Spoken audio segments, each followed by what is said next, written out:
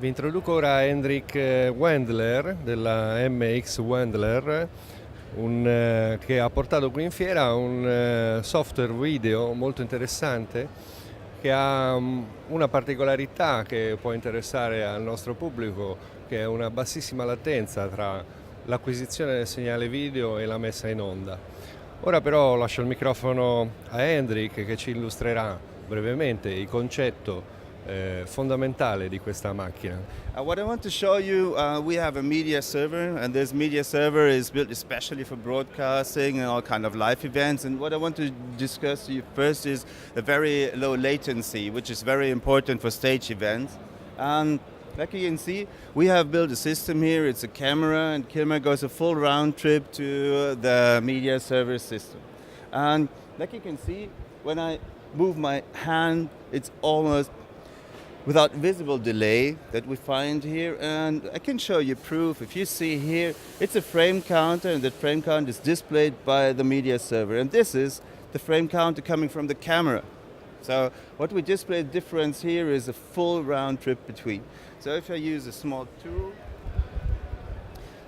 I can show you and stop everything, and then we will have a look at the figures. So what you see here is a 27, this is the last frame that was captured, that was displayed. And what you see here is a 23 or 24. This is the camera and the frame coming from the camera. So what we see here, we have 3.5 frames delay going from a live system, which is very important for broadcasting. Okay. And then about other features, what we do is we have here a very nice access to the console. This is able lights, but what we do is support the protocol. It's called CITP, and we can display thumbnails, and you can do this with any console that supports this protocol, like for example Jans or any similar. About the media server itself, it is a system which supports being controlled by a console, or you can do it directly. What we feature is mainly 2 or 3 applications, which is one is going by directly and then using it by a playlist. So if I show you playing with it, it's quite easy. You simply say you load a few video clips into your preloader, and then you can trigger these clips, which seems to be quite simple. And then we have another one. And this is a simplest possible way to use it.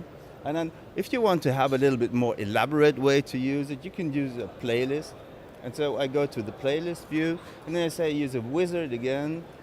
And with that wizard, I can do create, and then I will all these preloads inside my playlist. So basically the playlist is done with that, like this is a movie, this is the next movie, and this is the next one, I can move it, And so what we have done is a quite super easy access for that.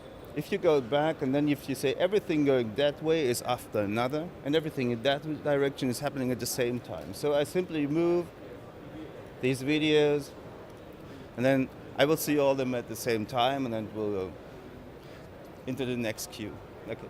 What we also have is a really, really, really powerful keystoning and warping engine. It says when I go to this keystone engine, I say I will use 5 projectors, because now I have 5 outputs. The system supports up to 6 outputs. And now I do create it when I load some image videos.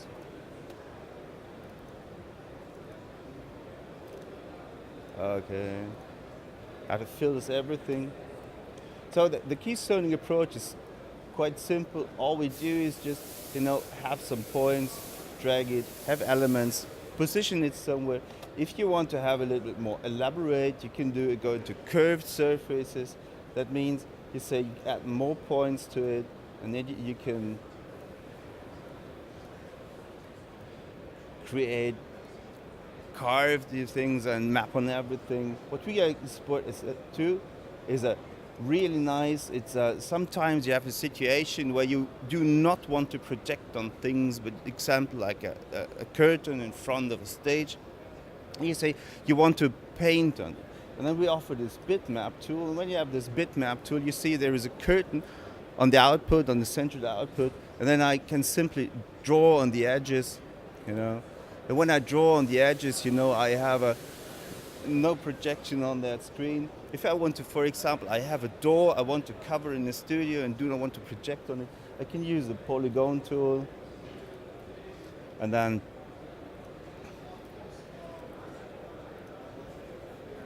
so I have this black one, I go into white, cut the door out of it. Okay, and that's it. Okay, basically that was it. If you want to know some more, please visit our training. We have twice a year, we have a training in Berlin. We're Germans. We come from Berlin.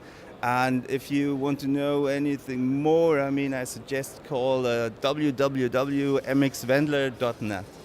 Okay. Thank you very much.